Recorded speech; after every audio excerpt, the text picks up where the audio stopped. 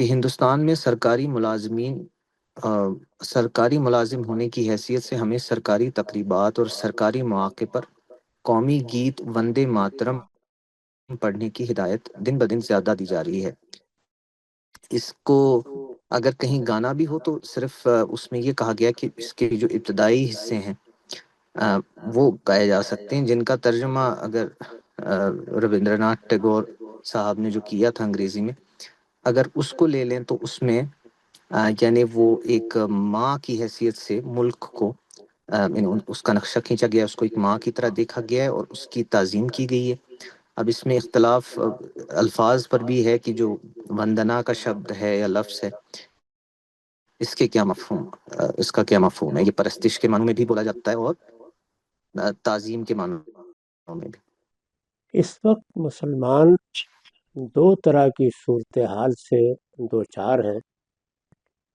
ایک ان کے وہ ممالک ہیں جہاں ان کی اکثریت ہے۔ ان ممالک میں بھی ایسا نہیں ہے کہ ہر جگہ نظم حکومت ان لوگوں کے ہاتھ میں ہے جو دین اور شریعت کو آخری حجت سمجھتے ہوں۔ زبان سے ہو سکتا ہے کہ وہ سمجھنے ہی کا اظہار کریں، لیکن عملی طور پر بھی اتنے متنبع ہیں، دین اور شریعت کے تقاضوں کو اپنی زندگی سے متعلق کرنا چاہتے ہیں، اس پر عمل پیرا ہونا چاہتے ہیں اور اس کی روح کے مطابق عمل پیرا ہونا چاہتے ہیں۔ یہ ضروری نہیں ہے کہ خود مسلمان ملکوں میں بھی اسی طریقے سے ہو، چنانچہ وہاں بھی مشکلات پیش آتی ہیں۔ ریاست حکومت کی سطح پر ایسے قانون بنا دیے جاتے ہیں، ایسے ضابطے بنا دیے جاتے ہیں جو ہمیں پسند نہیں ہوتے، یا اگر ہم اپنی دینی تربیت یا دینی تہذیب کے لحاظ سے دیکھیں تو اس سے مطابقت نہیں رکھتے۔ اس سے زیادہ سخت صورتحال ان ملکوں میں پیش آ سکتی ہے جہاں مسلمان اکثریت میں نہیں ہیں، یا وہ ممالک ان کے ممالک نہیں سمجھے جاتے، وہاں دوسری قومیں، دوسرے مذاہب کے لوگ اکثریت رکھتے ہیں اور وہی حکومت کر رہے ہیں۔ اس طریقے سے قومی ریاستوں کی یہ دونوں قسمیں ہیں جن سے مسلمانوں کو اس وقت دوچار ہونا پڑتا ہے۔ اس میں چند چیزیں متعین طور پر سمجھ لینی چاہیے۔ ایک تو یہ کہ بحیثیت ایک فرد کے کیا ہم سے کسی چیز کا تقاضا کیا جا رہا ہے؟ اگر ایسا نہیں ہے، وہ چیزیں حکومت سے متعلق ہیں، ارباب حل وقت سے متعلق ہیں، یا دین کے کوئی ایسے احکام ہیں جس میں حکمرانوں ہی کو مخاطب کیا گیا ہے،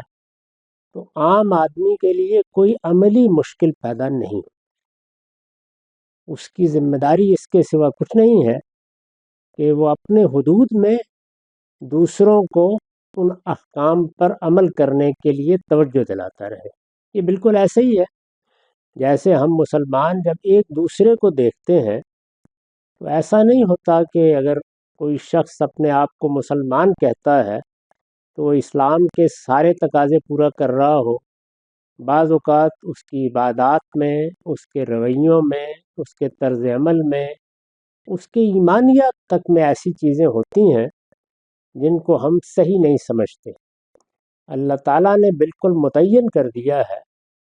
کہ اس نے ہمیں داروغہ نہیں بنایا۔ اس طرح کا کوئی معاملہ کسی مسلمان سے پیش آ جائے، خواہ وہ حکمران ہے، سیاستدان ہے، ہم سے برتر ہے، ہم سے نیچے ہے، ہمارا تعلق اس کے ساتھ دعوت کا تعلق ہے، یعنی وہ چیزیں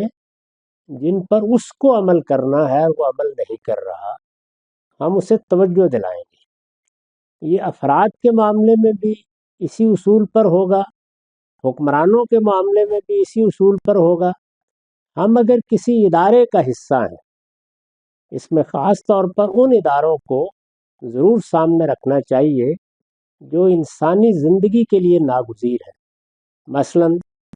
ہم نے کسی عورت سے شادی کی ہے یا کسی عورت نے کسی مرد سے شادی کی ہے، وہاں یہی صورتحال پیش آ گئی۔ یہی معاملہ ہم کسی ادارے میں ملازمت کرتے ہیں جو در حقیقت غلامی کے ادارے ہی کی ایک نئی صورت ہے۔ وہاں کوئی شخص سربراہ ہوگا جس کو عام زبان میں باس کہا جاتا ہے، وہاں پر بھی یہ صورتحال پیش آ سکتی ہے، اور ریاست کے ادارے میں پیش آ سکتی ہے۔ ایسے سب موقعوں پر ہمیں جس چیز کا مکلف ٹھہرایا گیا ہے وہ حکمت کے ساتھ دعوت ہے۔ اس کو قرآن مجید نے میرے اور آپ کے اجتہاد پر نہیں رکھا، بلکہ اس کا پورا لائحہ عمل خود بیان کر دیا ہے، اور فرمایا ہے کہ ادعو الی سبیل ربک بالحکمت والموعظۃ الحسنہ وجادلہم باللتی ہی احسن۔ لوگوں کو اللہ کی دعوت کی طرف، اللہ کے پیغام کی طرف بلاتے رہنا چاہیے۔ جب موقع ملے ان کو اس کی دعوت دینی چاہیے، اور یہ دعوت حکمت کے ساتھ دینی چاہیے، یعنی نہ اس میں تعاقب کا انداز ہو، نہ لوگوں کو آپ پیچھا کرنے لگ جائیں، نہ ان کو بیزار کر ڈالیں۔ موقع دیکھ کر حکمت کے ساتھ، دانائی کے ساتھ اپنی بات کہیے، اور اگر آپ کو کچھ برتر حیثیت حاصل ہے، آپ نصیحت کر سکتے ہیں، تو نصیحت کا اسلوب بھی زجر کا نہیں ہونا چاہیے، موعظہ حسنہ کا ہونا چاہیے۔ اس کے بعد ظاہر ہے ہم انسان ہیں، اختلافات میں گرما گرمی بھی پیدا ہو جاتی ہے، اس میں بھی تاکید فرمائی ہے کہ جادلہم باللتی ہے احسن۔ ایسے تمام موقعوں پر یہ اللہ تعالیٰ کی ہدایت ہے۔ اس وقت جو صورتحال آپ نے بیان کی ہے اس میں یہ ہے کہ ہم جب کسی نظم کا حصہ بن گئے تو اس نظم کے تقاضے سے ہمیں بعض کام کرنا پڑتے ہیں۔ یعنی انفرادی زندگی میں تو وہ ہم سے متعلق نہیں تھے، لیکن جب ہم ایک نظم کا حصہ ہیں، اور میں نے عرض کیا کہ وہ نظم 3 سطحوں پر ہوتا ہے: خاندان کی سطح پر، ملازمت کی سطح پر، اور ریاست کی سطح پر۔ تو یہ آپ نے جو مثال دی ہے یہ ریاست کی سطح پر پیدا ہونے والے ایک مسئلے سے متعلق ہے۔ اس میں ایک ترانہ یا ایک قومی نغمہ کہیے، توقع کی جاتی ہے کہ بھارت میں رہنے والے سب لوگ اس نغمے کو عزت کے ساتھ دیکھیں گے، محبت کے ساتھ پڑھیں گے، اور اگر کہیں وہ پڑھا جائے گا تو احترام کے جذبات کے ساتھ اس کو سنیں گے۔ یہ توقع کی جاتی ہے۔ اس میں دیکھنا چاہیے کہ اگر تو کوئی ایسی چیز ہے جو صریح شرک ہے، جس میں کسی تعویل کی گنجائش نہیں ہے، تو پھر ایک مسلمان کو صاف انکار کر دینا چاہیے، الا یہ کہ اس کے لیے وہی صورت پیدا ہو جائے جو اللہ تعالیٰ نے رخصت کے طور پر خود قرآن میں بیان کر دی ہے کہ الا من اکرہ وقلبہ مطمئن بالایمان۔ یعنی اس میں اگر کوئی استثناء ہے تو وہ یہی ہے کہ الا من اکرہ، اس کو مجبور کر دیا گیا۔ یہ مجبوری کئی پہلوؤں سے ہوتی ہے، کسی کو مار پیٹ کے مجبور کر دیا گیا، سخت مالی نقصان کی دھمکی دے کر مجبور کر دیا گیا، یا اسی طرح حالات کی سنگینی دکھا کر مجبور کر دیا گیا۔ اس طرح کی مجبوری میں اللہ تعالیٰ فرماتے ہیں کہ وَقَلْبُهُ مُطْمَئِنٌ بِالْإِيمَانِ، اگر اس کا دل مطمئن ہے اور اس نے کوئی شرک کا کلمہ کہا ہے یا کفر کا کلمہ کہا ہے، تو اللہ تعالیٰ اس پر کوئی مواخذہ نہیں کریں گے، لیکن یہ اصرار اور اکراہ ہی میں ہونا چاہیے۔ عام حالات میں یہی پسندیدہ ہوگا کہ مسلمان اس سے انکار کر دیں۔ دوسری صورت یہ ہے کہ ایسے الفاظ ہیں جو محتمل الوجہین ہیں، یعنی ایک زاویے سے ان پر کوئی اعتراض نہیں ہو سکتا، دوسرے زاویے سے دیکھیں تو وہ قابل اعتراض بھی ہو سکتے ہیں۔ ایسی محتمل الوجہین چیزوں کو زیادہ مسئلہ نہیں بنانا چاہیے، ان میں گریز ہو سکے کر لینا چاہیے، نہ ہو سکے تو جو ہماری تعویل ہے یا جیسے ہم اس چیز کو دیکھتے ہیں ہم اسی کے لحاظ سے اس کو پڑھیں گے بھی، اس کو سنیں گے بھی، اور اس کے بارے میں اگر ماحول کسی عزت اور تکریم کا تقاضا کرتا ہے تو ظاہر میں اس عزت و تکریم کا اظہار بھی کر دیں گے۔ وہاں ہماری تعویل ہی ہمارے لیے ماخذ کی حیثیت رکھتی ہے، ہم اسی سے معنی لیں گے، ہم نے جس طرح اس کو سمجھا ہے۔ وندے ماترم کے بارے میں نے جو کچھ پڑھا اور سنا ہے، اور آپ نے بھی جو کچھ فرمایا ہے، اس سے بظاہر یہی معلوم ہوتا ہے کہ وہاں یہ دوسری صورت ہے، یعنی براہ راست کوئی چیز ایسی نہیں ہے جس کو سری شرک قرار دیا جا سکے۔ وطن کو کیا حیثیت دینی ہے، وہ ہمارے لیے ماں ہے، ہم اس سے محبت کرتے ہیں، اس کی غیر معمولی تعظیم کرتے ہیں، یہ ساری چیزیں میرے ذوق کے خلاف ہو سکتی ہیں، آپ کے ذوق کے خلاف ہو سکتی ہیں، لیکن ان کو سری شرک نہیں کہا جا سکتا۔ اس لیے یہ محتمل الوجہین ہی ہے، اور میرے نزدیک محتمل الوجہین چیزوں کے بارے میں بہت زیادہ سختی کا رویہ اختیار کرنے کی بجائے قومی سطح پر ان کو کسی بہتر چیز میں بدلنے کی طرف توجہ دلاتے رہنا چاہیے۔ ہندوستان میں بہت سے مسلمان ہیں، کروڑوں کی تعداد میں ہیں، ان کی نمائندگی بھی ہوتی ہے۔ مختلف جگہوں کو آپ اگر مطالعہ کر کے دیکھیں تو ان کے مراکز کی حیثیت سے دیکھا جا سکتا ہے، جہاں ان کی کافی بڑی تعداد رہتی ہے۔ اس طرح کی صورتحال میں آپ کے پاس سیاسی جدوجہد کا موقع ہوتا ہے۔ یہ ہو سکتا ہے کہ ہم اس کو محتمل الوجہین ہونے کی بنیاد پر موضوع بنائیں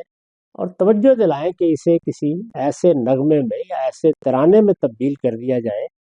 جس پر کسی کو بھی کوئی اعتراض نہ ہو۔ ہم مسلمان توحید کے بارے میں آخری درجے میں حساس ہیں،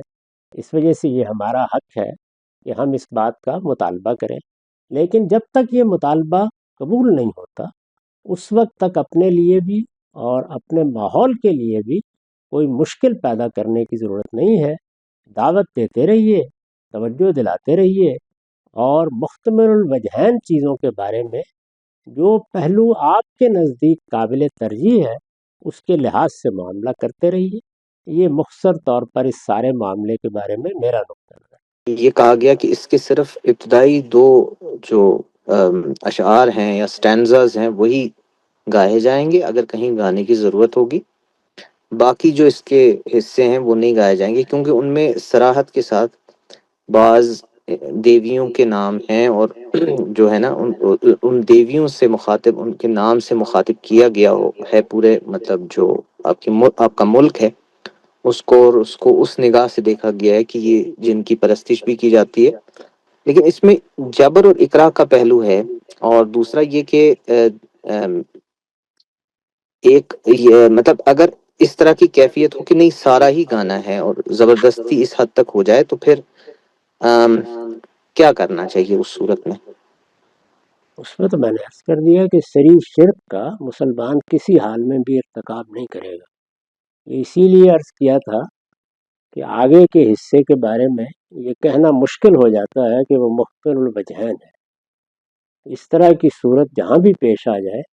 وہاں ایک مسلمان کو دیکھنا چاہیے کہ اکراہ کی نوعیت کیا ہے۔ یعنی اگر اکراہ کی نوعیت یہ ہے کہ جان پر آ بنی ہے،